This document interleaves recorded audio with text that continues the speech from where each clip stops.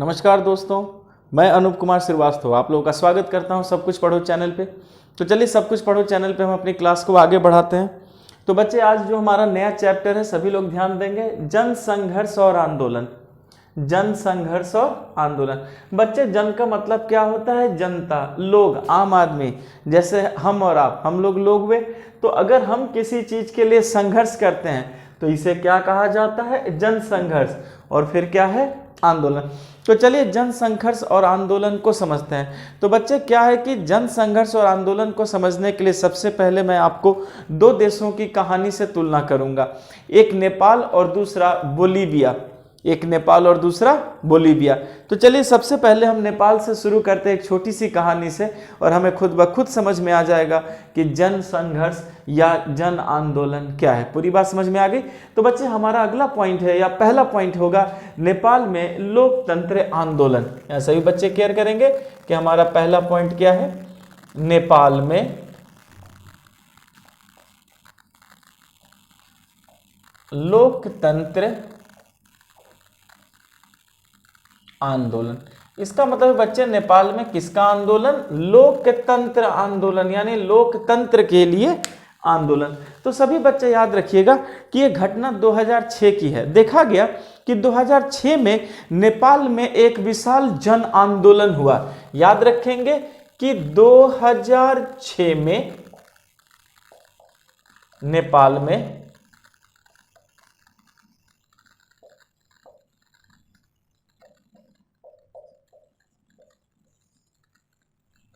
जन आंदोलन शुरू हुआ। याद रखिएगा कि ये जो नेपाल में जो जन आंदोलन शुरू हुआ, तो पहले मैं आपको एक बात बता दूं बच्चे कि नेपाल जो है वो लोकतंत्र की तीसरी लहर के देशों में आता है। क्या है? लोकतंत्र की तीसरी लहर की देश। हम समझेंगे ऐसा क्या है कि ये कहा गया है। याद रखेंगे कि नेपाल लोकतंत्र की तीसरी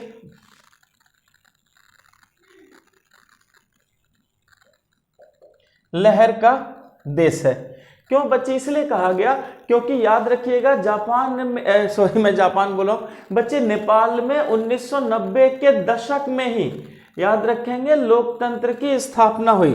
तो हमने ये देखा कि नेपाल में 1990 के दशक में 1990 के दशक में लोकतंत्र आया। 1990 के दशक में क्या आया? लोकतंत्र आया, और इसे लोकतंत्र की तीसरी लहर का देश कहा गया। पहले एक बात सभी लोग बच्चे याद रखिएगा कि यहाँ का जो प्रधान होता था वो उस समय राजा कहा गया। लेकिन इसमें आपको ये जानना है कि राजा जो था वो नेपाल का औपचारिक प्रधान था। सभी बच्चे याद रखेंगे कि नेपाल का जो राजा था वो नेपाल का क्या था? औपचारिक। बच्चे औपचारिक का मतलब होता है नाम मात्र का। क्या होता है? नाम मात्र का। तो औपचारिक प्रधान था। तो जब राजा नेपाल का औपचारिक प्रधान था तो हमें यह जानना है तो फिर नेपाल की वास्तविक सत्ता किसके पास थी? तो सभी बच्चे याद रखेंगे कि नेपाल की जो वास्तविक सत्ता थी, नेपाल की वास्तविक सत्ता वो जनता द्वारा निर्वाचित प्रतिनिधियों के पास थी। हमें इस बात को याद रखना है कि जनता द्वारा निर्वाचित प्रतिनिधियों के पास थी। तो हमने देखा कि नेपाल में वास्तविक सत्ता निर्वाचित प्रतिनिधियों के पास थी। अच्छा, फिर हमें यह जानना है कि इस समय नेपाल राजतंत्र से संवैधानिक राजतंत्र की ओर जा रहा था। याद रखेंगे कि हमने देखा कि इस वक्त जो नेपाल था वो राजतंत्र से, मैंने कहा था ना बच्चे, राजा था, तो राजतंत्र से ये संवैधानिक राजतंत्र की ओर जा रहा था। इस बात को याद रखिएगा बच्चे कि राजतंत्र से संवैधानिक राजतंत्र की ओर, यानी कानूनी राजतंत्र की ओर जा रहा था। और उस समय वहां के जो राजा थे उनका नाम क्या था? वीरेंद्र। तो राजा वीरेंद्र ने इसे स्वीकार किया। याद रखेंगे कि राजा वीरेंद्र ने क्या किया था? इसे स्वीकार किया था। तो हम देख सकते हैं बच्चे कि 2006 में जन आंदोलन, लोकतंत्र की तीसरी लहर, 90 के दशक में लोकतंत्र, राजा औपचारिक प्रधान, वास्तविक सत्ता निर्वाचित प्रतिनिधियों के पास थी और नेपाल राजतंत्र से संवैधानिक राजतंत्र की ओर जा रहा था। और उस समय के जो राजा वीरेंद्र थे उन्होंने इसको क्या किया था, स्वीकार किया था। लेकिन बच्चे इसी समय एक रहस्यमयी घटना घटी। ये रहस्यमयी घटना क्या थी, तो याद रखेंगे कि ये रहस्यमयी घटना ये थी, शाही परिवार के सभी लोगों की हत्या कर दी गई। ये एक रहस्यमयी घटना थी कि शाही परिवार के सभी लोगों की क्या की गई, हत्या हो गई। तो देखा गया कि शाही परिवार के सभी लोगों की हत्या हुई। और याद रखेंगे इसी में राजा वीरेंद्र की भी हत्या हुई थी। राजा वीरेंद्र की भी हत्या हुई। तो एक अजीब रहस्यमयी घटना हुई। इस रहस्यमयी घटना में यह देखा गया कि पूरे राजशाही परिवार की जो है एकदम रहस्यमय तरीके से बच्चे मौत कर दी गई, कत्ल हो गई। और राजा वीरेंद्र की भी क्या हो गई थी, इसमें हत्या हो गई थी। उसके बाद जो नए राजा बने उनका क्या नाम था, ज्ञानेंद्र। याद रखेंगे नए राजा कौन बने फिर, ज्ञानेंद्र। पहले हमने इस चीज को सीख लिया बच्चे, ठीक है। चलिए आगे समझते हैं हम।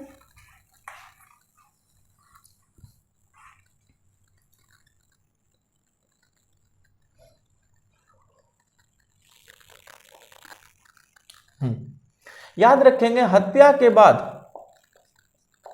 नए राजा ज्ञानेंद्र बने, पर ज्ञानेंद्र ने लोकतंत्र को स्वीकार नहीं किया। याद रखिएगा कि ज्ञानेंद्र ने लोकतंत्र स्वीकार नहीं किया, यानी ये राजतंत्र चाहते थे। और जबकि वीरेंद्र लोकतंत्र के लिए तैयार हो चुके थे, जनता के सरकार के लिए तैयार थे। लेकिन याद रखेंगे कि जो नए राजा ज्ञानेंद्र थे इन्हें लोकतंत्र पे भरोसा नहीं था, इसलिए इन्होंने लोकतंत्र को स्वीकार करने को तैयार नहीं थे। और उस समय इन्होंने क्या किया कि सरकार की अलोकप्रियता एवं कमजोरी का फायदा उठाया। याद रखेंगे कि सरकार की अलोकप्रियता एवं कमजोरी का इन्होंने क्या किया, फायदा उठाया। सभी बच्चे याद रखेंगे कि सरकार की अलोकप्रियता और कमजोरी का क्या किया, इन्होंने फायदा उठाया। और फरवरी 2005 में राजा ने क्या किया, प्रधानमंत्री को बर्खास्त कर दिया, अपदस्थ कर दिया। याद रखेंगे सभी बच्चे, फरवरी 2005 में प्रधानमंत्री को अपदस्थ कर दिया। अपदस्थ मतलब बच्चे अपने पद से हटा दिया। और जैसे अपदस्थ किया उसके बाद इन्होंने क्या किया कि निर्वाचित सरकार को भी भंग कर दिया। देख सकते हैं कि ज्ञानेंद्र क्या कर रहे हैं, इन्होंने निर्वाचित सरकार को भंग कर दिया। फिर क्या किया इन्होंने, निर्वाचित सरकार को भी भंग कर दिया। तो देख सकते हैं कि किस तरीके से राजतंत्र को ज्ञानेंद्र ने क्या किया, हावी किया। लेकिन अप्रैल 2006 में क्या हुआ कि पूरी जनता भड़क गई और दोबारा शासन किसके हाथ में मांगी, जनता के हाथ में। तो सभी बच्चे याद रखिएगा कि अप्रैल 2006 में जो मैंने कहा था कि एक आंदोलन शुरू हुआ था वो इसी के खिलाफ हुआ था।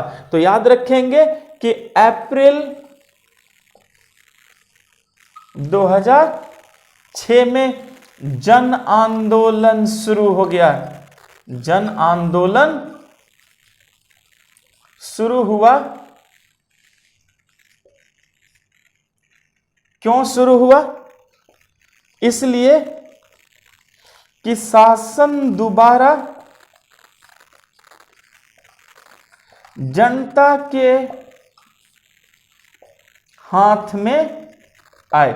याद रखिए कि राजा ज्ञानेंद्र के इन्हीं पॉलिसी के वजह से अप्रैल 2006 में जन आंदोलन शुरू हुआ, और उस जन आंदोलन का उद्देश्य क्या था कि दोबारा शासन जनता के पास आए, लोकतंत्र हो, जनता का शासन हो।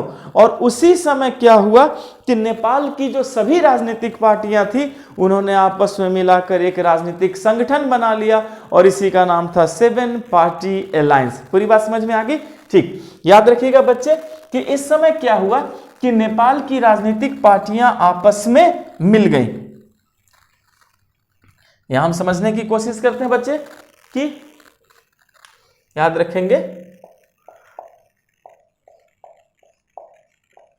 राजनीतिक पार्टियां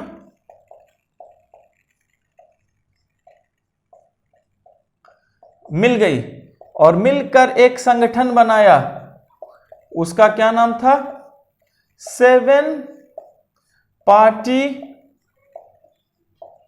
अलायंस, जिसे कहा गया SPA। याद रखिएगा सभी बच्चे कि नेपाल के जितनी राजनीतिक पार्टियां थी वो भी आपस में मिल गई और उन्होंने उस पार्टी का क्या नाम बनाया? 7 पार्टी अलायंस, जिसे हमने शॉर्ट में क्या कहा बच्चे? SPA। अब 7 पार्टी अलायंस बन गई। याद रखिए इस 7 पार्टी अलायंस ने क्या किया कि नेपाल की राजधानी काठमांडू में 4 दिन का हड़ताल का ऐलान किया। क्या किया? 4 दिन का हड़ताल किया इस 7 पार्टी अलायंस ने। कहा? काठमांडू में। और 4 दिन के बाद बच्चे याद रखिएगा कि इस हड़ताल को अनियतकालीन कर दिया गया, मतलब कोई समय फिक्स नहीं था। बाद में ये क्या हो गया? अनियतकालीन हो गया, अनियत काल के लिए हो गया कि न जाने कब तक ये आंदोलन चलेगा या ये हड़ताल ये बंद चलेगा। पूरी बात समझ में आ गई बच्चे? अच्छा, फिर याद रखिएगा कि नेपाल में एक और संगठन था, वो किसका था? माओवादी का। तो ये जो माओवादी संगठन है वो भी आकर के SPA से मिल गया। माओवादी भी मिले और नेपाल के अन्य संगठन भी, नेपाल के अन्य संगठन भी SPA से मिले।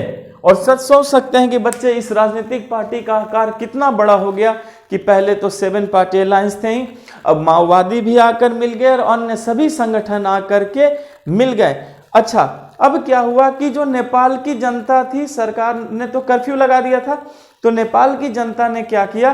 कर्फ्यू को तोड़कर सड़कों पर उतर आए। याद रखेंगे कि नेपाल के लोग कर्फ्यू तोड़कर सड़कों पर आ गए अपनी मांग के लिए। देख सकते हैं कि नेपाल के लोग भी सड़क क्या किए? उन्होंने कर्फ्यू को तोड़कर सड़क पर उतर आए। और याद रखिएगा कि 1 लाख लोग रोज लोकतंत्र की मांग करते थे। सोच लीजिए बच्चे कितना बड़ा आकार है कि 1 लाख लोग रोज लोकतंत्र की मांग करते थे।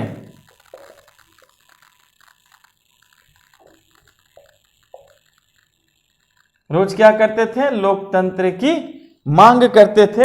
दायरा कितना बड़ा होता जा रहा था इस जन आंदोलन का, इस जन संघर्ष का। पूरी बात समझ में आ गई बच्चे? ठीक है। फिर याद रखेंगे कि सुरक्षा बल भी बड़े पैमाने पर राजा ने लाया था, पर सुरक्षा बल की एक न चली। इस बात को याद रखिएगा कि सुरक्षा बलों की एक न चली जनता के आगे, सुरक्षा बलों की एक न चली, क्योंकि बच्चे जन आंदोलन का रूप बहुत बड़ा हो गया था, विशद हो गया था, तो सुरक्षा बलों की एक भी नहीं चली। और याद रखेंगे कि 21 अप्रैल को, कौन सा बच्चे? 21 अप्रैल को लोग जो है 3 से 5 लाख लोगों ने राजा को अल्टीमेटम दे दिया अपनी मांग का। याद रखेंगे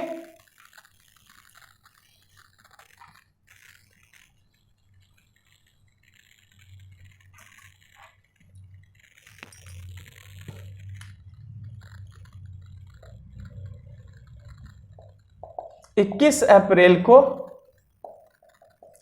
3 से 5 लाख लोगों ने राजा को अल्टीमेटम दिया। अल्टीमेटम का मतलब होता है बच्चे आखिरी चेतावनी, अंतिम चेतावनी। तो याद रखिएगा कि 21 अप्रैल को 3 से 5 लाख लोग मिल गए और उन्होंने राजा को क्या दिया, अल्टीमेटम दिया। इस पर राजा ने कुछ रियायतें भी दे दी। याद रखेंगे कि राजा ने कुछ रियायतें दे दी। रियायत का मतलब है छूट बच्चे। तो राजा ने क्या किया, कुछ रियायत दे दिया, कुछ छूट दे दिया। लेकिन याद रखेंगे नेता इस छूट से सहमत नहीं थे, इसलिए नेता लोगों ने इसे स्वीकार नहीं किया। याद रखेंगे बच्चे, नेताओं ने छूट स्वीकार नहीं किया, नेताओं ने इसे स्वीकार नहीं किया। तो हमने देखा कि नेताओं ने इस छूट को, इसे स्वीकार नहीं किया, उन्हें कोई रियायत नहीं चाहिए। नेताओं की अपनी मांग थी और नेता जो हैं अपनी मांग पर अडिग थे। इस बात को याद रखिएगा कि नेता अपनी मांग पर अड़े हुए थे। नेता अपनी मांग पर क्या थे बच्चे, अडिग थे, वो डिगने वाले नहीं थे। उन्हें उनकी मांग चाहिए थी। अब हमें यह पता करना है कि इनकी मांग क्या थी। तो बच्चे याद रखिए, सबसे पहले जो इनकी मांग थी, ये मांग थी कि संसद को बहाल किया जाए। सभी बच्चे याद रखेंगे, पहली मांग क्या थी कि संसद को बहाल किया जाए, यानी दोबारा संसद बनाई जाए, संसद को बहाल किया जाए। फिर उन्होंने क्या कहा, दूसरी मांग थी सर्वदलीय सरकार बने। इसका मतलब है कि सरकार में सभी दल को महत्व मिले। सर्वदलीय क्या बने, सरकार बने। उसके बाद एक संविधान सभा का भी गठन हो। सी मांग क्या थी बच्चे, कि एक संविधान सभा का गठन हो, मतलब के संविधान सभा बने। तो ये नेताओं की बच्चे अपनी मांग थी और वो अपनी मांग पर क्या थे, अडिग थे कि संसद को बहाल किया जाए, सर्वदलीय सरकार बने और संविधान सभा का गठन हो। पूरी बात समझ में आ गई बच्चे, ठीक है। लेकिन याद रखेंगे कि राजा अभी भी इसकी सुनवाई नहीं कर रहे थे, पर 24 अप्रैल 2006 अल्टीमेटम का अंतिम दिन था। याद रखेंगे कि अल्टीमेटम का अंतिम दिन क्या था, 24 अप्रैल 2006। यहां तक पूरी बात समझ में आ गई बच्चे, ठीक है। चलिए हम आगे मिटाते हैं और आगे बढ़ते हैं इस कहानी को।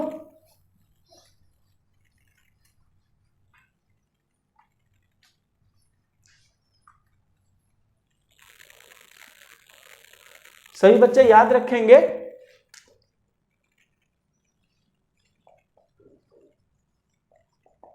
24 अप्रैल 2006 अल्टीमेटम का क्या था, अंतिम दिन था। इस बात को याद रखिएगा सभी बच्चे कि 24 अप्रैल 2006 अल्टीमेटम का क्या था, अंतिम दिन था, क्योंकि राजा अभी तक सुनवाई नहीं कर रहा था और अंतिम दिन भी आ गया। अब क्या किया एसपीए ने, गिरिजा प्रसाद कोइराला को नेपाल के अंतरिम सरकार का प्रधानमंत्री बना दिया। याद रखेंगे कि एसपीए ने गिरिजा प्रसाद कोइराला को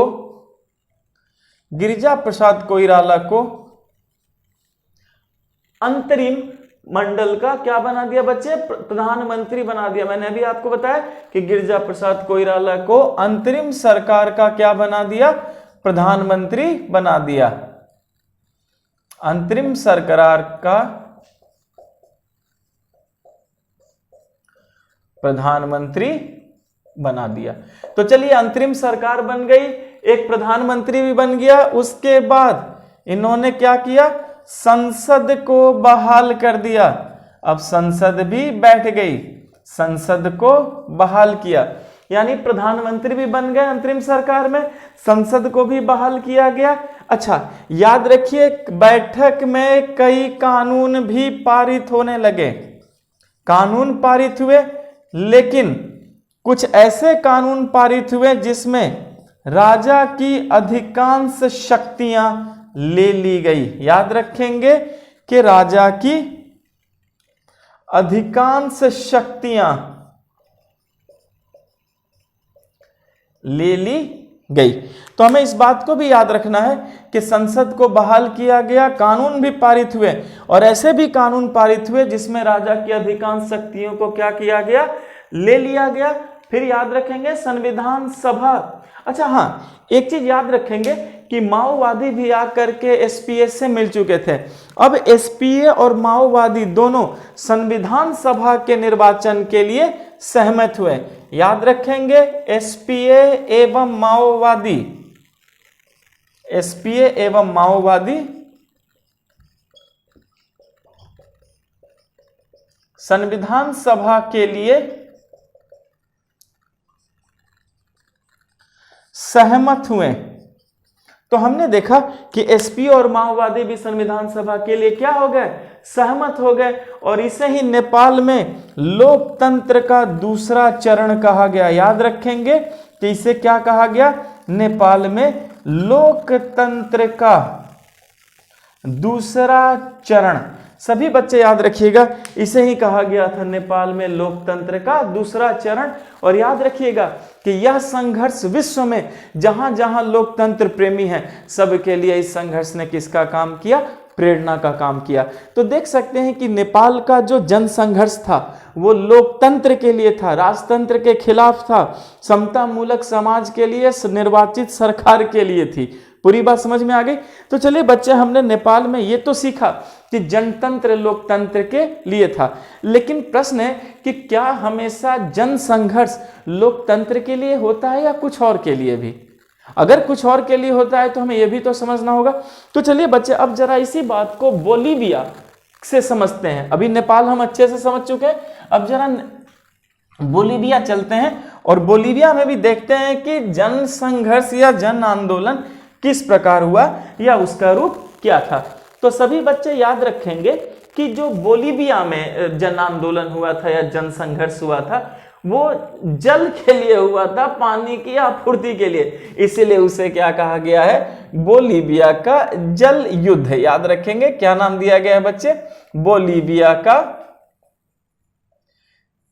जल युद्ध, जो किसके लिए हुआ था, जलापूर्ति के लिए, मतलब पानी के लिए। तो बच्चे पहले एक बात सभी लोग याद रखिएगा कि सबसे याद रखना है हमें कि जन संघर्ष की भूमिका सिर्फ लोकतंत्र की स्थापना के साथ खत्म नहीं होती। याद रखिएगा, मैंने अभी आपसे कहा था कि जन संघर्ष की भूमिका सिर्फ और सिर्फ लोकतंत्र के लिए नहीं है या लोकतंत्र स्थापित हो जाए तो खत्म हो जाए, ऐसी बात नहीं है। याद रखिए आगे भी जन संघर्ष हो सकता है। तो याद रखिएगा कि बोलीविया में आखिर तो जन संघर्ष क्यों हुआ। तो याद रखेंगे कि बोलीविया में जो जन संघर्ष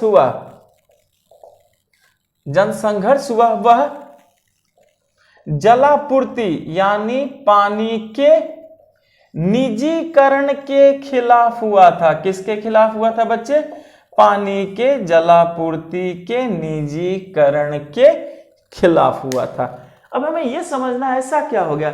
याद रखिएगा कि बोलीविया के लोग इसलिए भड़क गए थे क्योंकि वहां की सरकार ने जल आपूर्ति यानी पानी का क्या किया था, जल का निजीकरण कर दिया था। और याद रखेंगे कि इससे पता चलता है कि यहां भी जन संघर्ष हुआ इसके लिए, और नेपाल में किसके लिए, लोकतंत्र के लिए। तो क्या ये कहा जाए कि लोकतंत्र जो है, इससे क्या पता चलता है कि लोकतंत्र जन संघर्ष का ही हिस्सा है। याद रखेंगे कि जन संघर्ष का ही एक हिस्सा क्या है, लोकतंत्र है। अच्छा, अब सभी बच्चे याद रखिएगा कि जो बोलीविया है वो लातीनी अमेरिका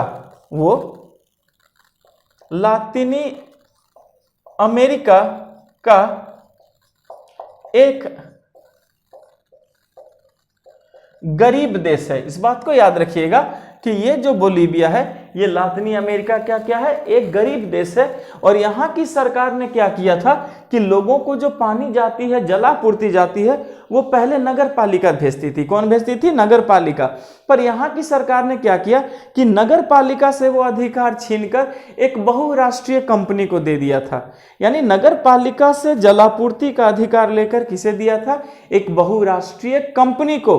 तो विश्व बैंक ने सरकार पर दबाव डाला कि वो दोबारा नगर पालिका को जलापूर्ति का अधिकार दे और अपना नियंत्रण छोड़े। याद रखेंगे कि विश्व बैंक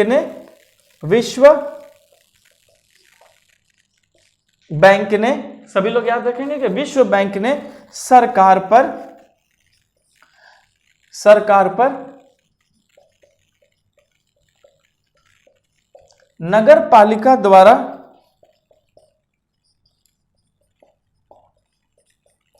किए जाने वाले जलापूर्ति पर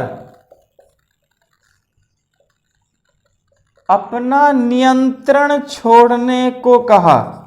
अपना नियंत्रण किस लिए कहा बच्चे? छोड़ने को कहा, ताकि नगर पालिका दोबारा पानी को जनता को दे। पूरी बात समझ में आ गई?